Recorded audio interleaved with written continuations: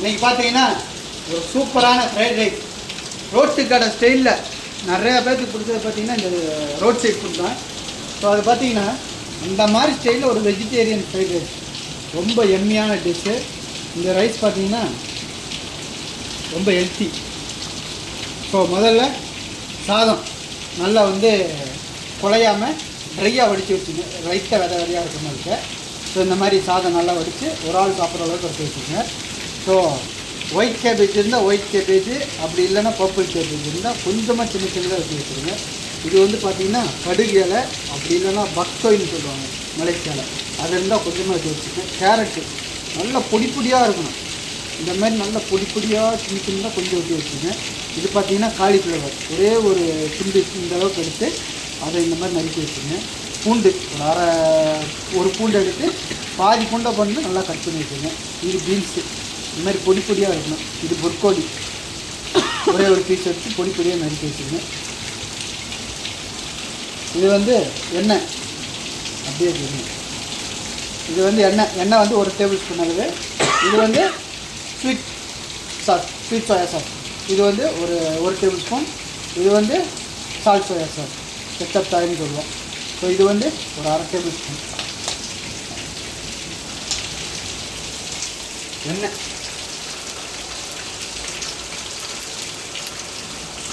ஒரு table spoon, ஒரு 1.5 table spoon விட்டுருங்க. விட்டு எண்ணெய் சூடாகட்டும். எண்ணெய் சூடாகனா பூண்டு. எதுக்கு இவ்வளோ இன்க்ரீடியன்ஸ் சேர்க்குறது பார்த்தீங்கன்னா வெஜிடபிள்ஸு இது மெயினாக வந்து குழந்தைங்களுக்கு பிடிக்கிற மாதிரி பண்ண போகிறோம். அப்போ அவங்களுக்கு நல்லா ஹெல்த்தியும் கூட. இந்த மாதிரி செஞ்சு கொடுத்தீங்கன்னா குழந்தைங்க மறக்காமல் சாப்பிடுவாங்க. பூண்டு லைட்டாக ப்ரௌனாக தான் போடணும், ஏன்னா கசந்துருச்சுன்னா சாப்பிட முடியாது. இந்த ஸ்டேஜில் கேரட்டு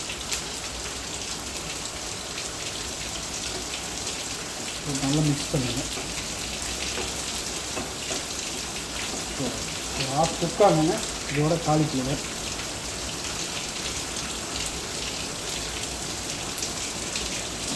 முக்கோழி, பீன்ஸு,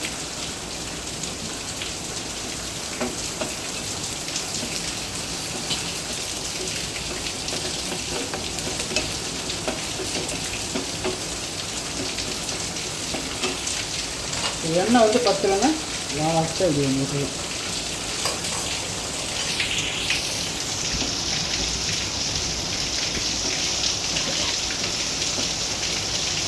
இதை வந்து கூட பார்த்தீங்கன்னா பர்பிள் கேபேஜையும் யூஸ் பண்ணிக்கலாம்.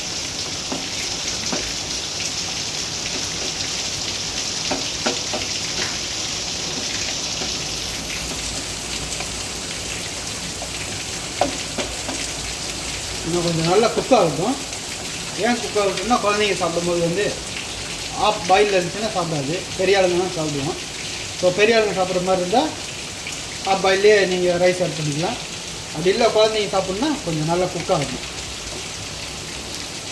முட்டைலாம் போடல. ஏன் முட்டை போடலன்னு சொன்னால் வெஜிடபிளே நிறையா இருக்குது, அப்போ தான் அந்த சத்து கூட போகணும். ஸோ இந்த மாதிரி நல்லா குக் ஆகிடுச்சு பாருங்கள். குக்கான ஸ்டேஜில் வந்து ரைஸ் ஆட் பண்ணிக்குவோம். இது பாருங்கள், ரைஸ் வந்து இந்த மாதிரி ட்ரையாக இருக்கணும். ஆட் பண்ணி இதோட கடுகு அலையும் ஆட் பண்ணிடுவோம்.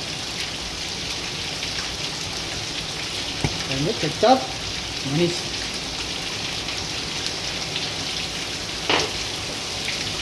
கெச்சாப் சாயர்,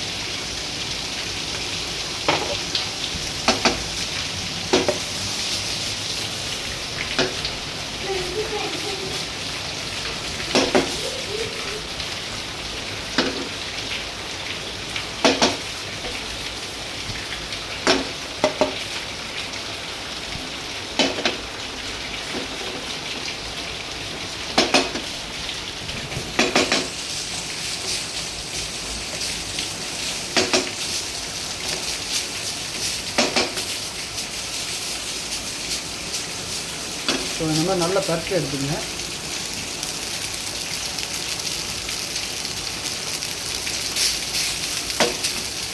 பாருங்க சாதம் பாருங்க அப்படியே ட்ரையாக இருக்குது.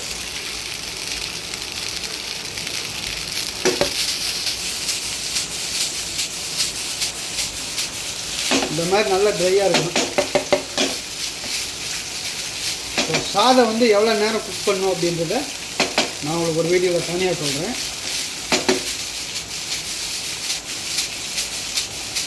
ஸோ அவ்வளோதாங்க, ரம்மி. ஸோ அவ்வளோதான், ரொம்ப சிம்பிளான ரெசிபி, மறக்காமல் ட்ரை பண்ணி பாருங்கள்.